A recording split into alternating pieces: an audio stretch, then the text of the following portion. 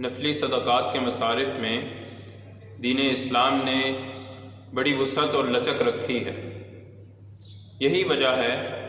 کہ نفلی صدقات مستحق اور غیر مستحق ہر قسم کے افراد کو دینا درست ہے،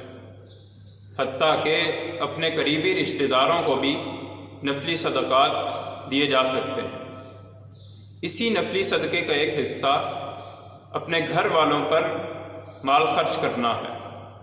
اپنے گھر والوں پر، اپنے اہل و عیال پر اور اپنی فیملی پر ہر شخص ہی مال خرچ کرتا ہے، ہر شخص ہی ان کی ضروریات اور حاجات کو پورا کرتا ہے، لیکن اللہ تبارک و تعالیٰ کی طرف سے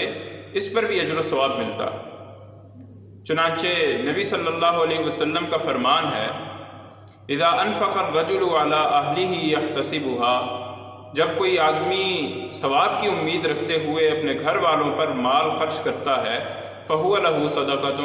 تو یہ اس کے لیے صدقہ ہے۔ اس نوعیت کی اور بھی بہت سی احادیث ہیں کہ جن سے یہ واضح ہوتا ہے کہ اپنے گھر والوں پر مال خرچ کرنا اجر و ثواب کا باعث ہے، بلکہ ایک حدیث میں تو اس کو افضل صدقہ قرار دیا گیا اور اس کو اجر و ثواب کے اعتبار سے عظیم عمل قرار دیا گیا۔ چنانچہ حضرت ابو ہریرہ رضی اللہ عنہ سے نبی صلی اللہ علیہ وسلم کا یہ فرمان مروی ہے کہ دینار انفقتہ فی سبیل اللہ، ایک دینار وہ ہے جو تم اللہ کی راہ میں خرچ کرتے ہو، ودینار انفقتہ فی رقبۃ، اور ایک دینار وہ ہے جو تم غلام آزاد کرانے کے لیے خرچ کرتے ہو، ودینار تصدقت بہ علی مسکین، اور ایک دینار وہ ہے جو تم کسی غریب پر صدقہ کرتے ہو، ودینار انفقتہ علی اہلک، اور ایک دینار وہ ہے جو تم اپنے گھر والوں پر خرچ کرتے ہو، اعظمھا اجرا الذی انفقتہ علی اہلک، ان میں سب سے زیادہ اجر و ثواب اس کا ہے جو تم نے اپنے گھر والوں پر خرچ کیا۔ اللہ تبارک و تعالیٰ کا فضل و کرم دیکھیے، اللہ تبارک و تعالیٰ کا احسان دیکھیے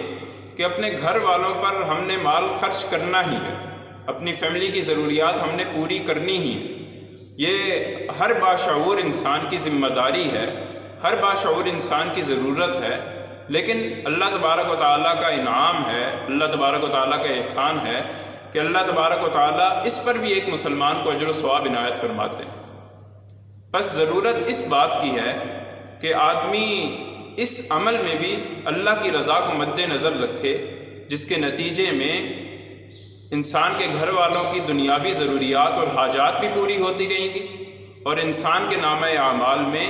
نفلی صدقے کا ثواب بھی لکھا جاتا رہے گا۔